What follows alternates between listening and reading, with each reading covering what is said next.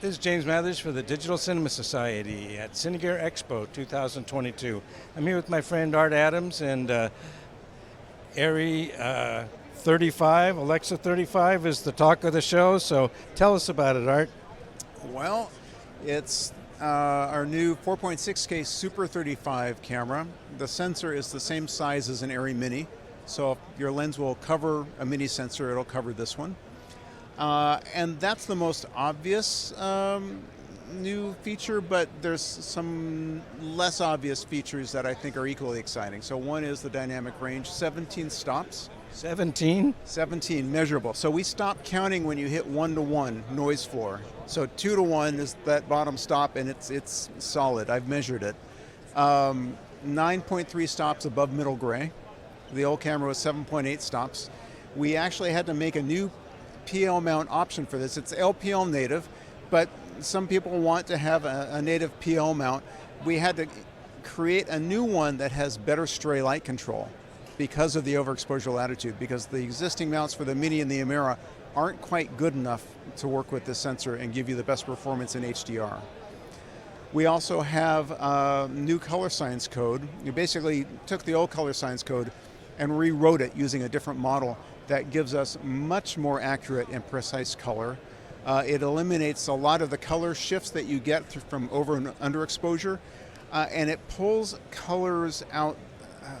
If there was such a thing as color resolution, this would be a very high resolution camera because it picks up really subtle adjacent hues of colors, and it pulls out colors that cameras normally have a hard time with, like cyans, really sophisticated mixtures of color. We've been testing a lot with soft drink cans, like sparkling water cans that have these really interesting, like lime greens and burgundies and weird colors that are really complex.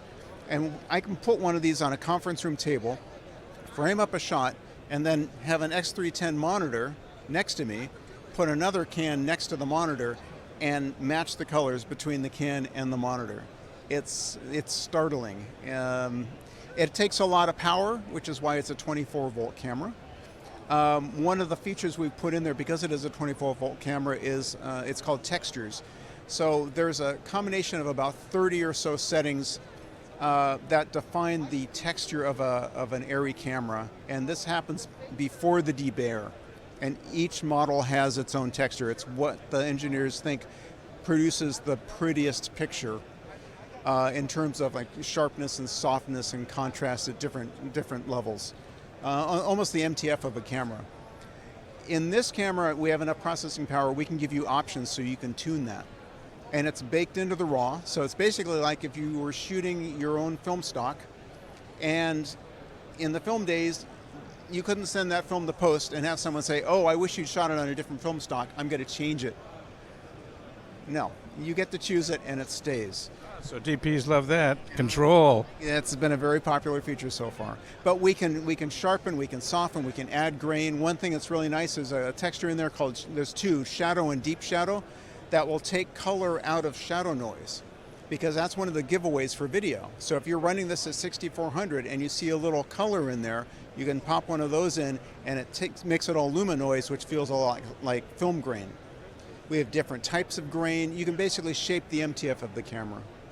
How about mixing with your LF cameras that are out in the field now? So that's okay. Yes, you can do that. The color science is going to differ in the camera, but in post, the Mini LF's Arri RAW and the Alexa LF's Arri RAW can be processed through the new color science. So with Reveal? Through Reveal, yes. You won't get the same dynamic range, and you won't get textures. But there is a texture in here that is meant to match a Mini LF and an Alexa LF. So you shouldn't have any issues. You just won't necessarily see the match on set color-wise, but in post it won't be an issue. How about high frame rates? 120 frames is the maximum. In open gates, depending on the mode, 75 to 90. I haven't memorized all the tables yet. They're still perfecting the firmware.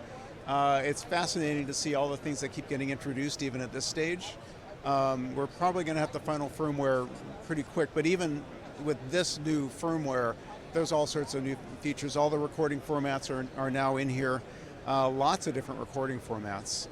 There's a 3.3K anamorphic that basically windows the sensor to the point where every anamorphic lens around that we know of is going to work, but it gives you enough pixels so that a certain streaming service will be happy with the pixel count. How about the sensitivity? Sensitivity, so we call it native 800, but it's very quiet. And there's a new debayer process in here that is really interesting because it pulls detail out of images that I've not seen before. It's pretty startling, and it should work with the Arri RAW from our other cameras too. That combined with the advanced noise reduction algorithms in the camera, because the photo sight's got a little smaller and we're very noise averse, that really impacts color. We don't want to do anything that jeopardizes color.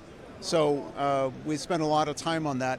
It's a very quiet camera. It's very quiet, and you still pull every ounce of detail out of the image. I've really been startled at the images that I can zoom into, like a feather, and just see the veins on the feather. So a shot like this, a feather in the center, and I can zoom in and see just the veins on the feather and the transition of color between one end and the other. It's pretty impressive. Seems like the bar's been raised again. Congratulations, Art. Thank you very much.